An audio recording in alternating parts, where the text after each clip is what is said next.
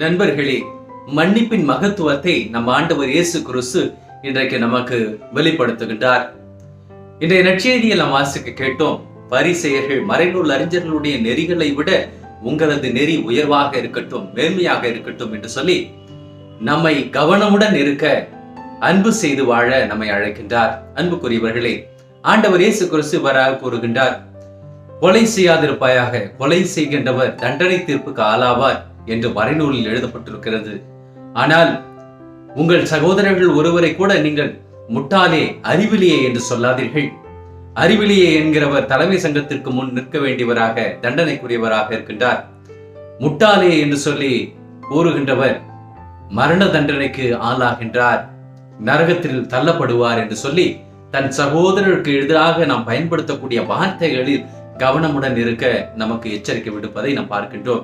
அன்புக்குரியவர்களே, உங்கள் காணிக்கைகளை நீங்கள் கடவுளுக்கு செலுத்த வரும் பொழுது உங்கள் சகோதரர்களில் யாருக்காவது உங்கள் மீது மனத்தாங்கல் இருக்குமானால் உங்கள் காணிக்கையை அங்கேயே வைத்துவிட்டு முதலில் சென்று அவரிடம் சமரசம் செய்து கொள்ளுங்கள்.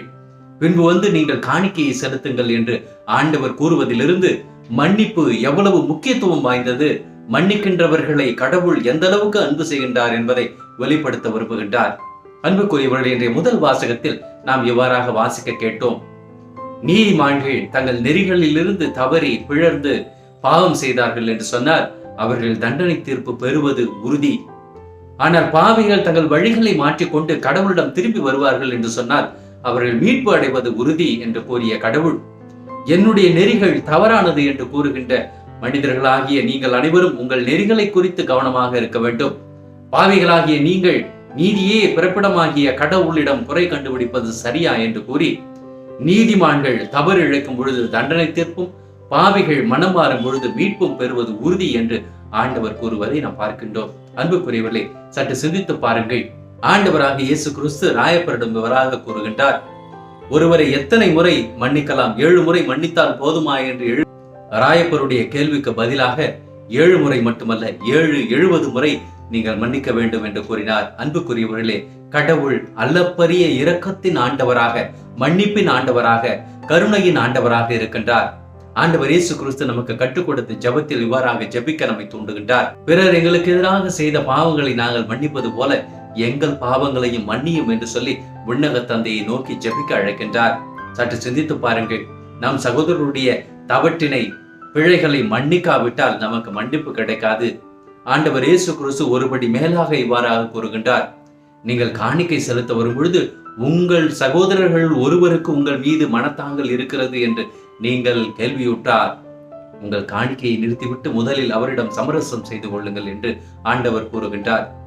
சற்று சிந்தித்து பாருங்கள், எத்துணை முறை நாம் மற்றவர்கள் மீது மனத்தாங்கலோடு இருந்திருக்கிறோம். இந்த கல்வாரி பலிபீடத்தில் அருகி ஆண்டவர் இயேசு கிறிஸ்துவினுடைய உடலை உண்ண அழைக்கப்பட்டிருக்கிற நாம் அனைவரும் பிற நம் மீது மனத்தாங்கல் இல்லாமல் நம்முடைய வாழ்க்கையை அமைத்துக் கொள்ள அழைக்கப்பட்டிருக்கிறோம்.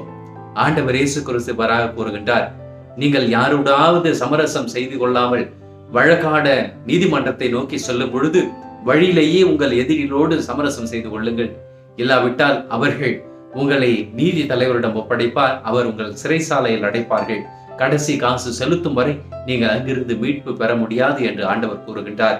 உண்மையில் இறைவன் இன்று நமக்கு கூற விரும்புகின்ற ஒரே ஒரு பாடம், நாம் மன்னிப்பை வாழ்க்கையின் ஒருவரி சட்டமாக கொண்டு வாழ அழைக்கப்பட்டிருக்கின்றோம். முடிந்த மட்டும் கடைசி வரை நாம் மன்னிக்க அழைக்கப்பட்டிருக்கிறோம். எத்துணை முறை நம் எதிரி நமக்கு எதிராக பாவம் செய்து நம்மிடத்தில் வந்து, நண்பா நான் செய்த தவறுகளை பொறுத்துக்கொள் என்று கேட்பாராகில் அவர்களை மன்னிக்க வேண்டும் என்று ஆண்டவர் கற்றுக் கொடுக்கின்றார். எல்லாவற்றுக்கும் மேலாக சிலுவையிலே தொங்கிக் கொண்டிருக்கும் பொழுது வண்ணக தந்தையை நோக்கி, தந்தையே இவர்கள் செய்கிறது என்னதென்று அறியாமல் செய்கின்றார்கள், இவர்களை மன்னியும் என்று சொல்லி மன்னிப்பின் உச்சக்கட்டத்தை தன்னுடைய உயிரின் கடைசி மூச்சு வரை அவர் கடைபிடித்ததை நாம் பார்க்கின்றோம். நல்ல கல்வனுக்கு, இன்றே நீ என்னோடு வான் வீட்டில் தங்குவாய் என்று விண்ணகத்தை பரிசாக கொடுத்தவர். தன் அன்பு சீடரை பார்த்து, இதோ உன் தாய், இதோ உன் மகன் என்று சொல்லி தன் தாய் முதலாய் தாரை வார்த்து கொடுத்தவர். மன்னிப்பை நாம் வாழ்வாக்கிட என்று நம்மை அழைக்கின்றார். நம்முடைய வாழ்க்கையில் இன்னும் யாரையாவது மன்னிக்க முடியாமல் மனதில் கசப்பான அனுபவங்களோடு நாம் இருக்கின்றோம் என்று சொன்னால் இது சரியான நேரம். இன்றே ஆண்டவரினால், இன்றே தகுந்த நேரம். இன்றே நாம் சரியான முடிவெடுப்போம். பரிசேயர்கள் மறைநூல் அறிஞர்களை விட உங்கள் நெறி மிகுதியாக மேன்மை மிக்கதாக இல்லாவிட்டால் நீங்கள் விண்ணரசுக்குள் நுழைவது கடினம் என்று சொன்ன இறைவன், இன்று நாம் நம் சகோதரர்களை மன்னிக்க மறந்தோம் என்றால், மன்னிக்க மறுத்தோம் என்று சொன்னால் விண்ணரசில் நுழைவது கடினம் என்று நம்மை பார்த்தும் கூறுகின்றார். இந்த மறைபொருளை நாம் புரிந்து கொள்கிறோமா?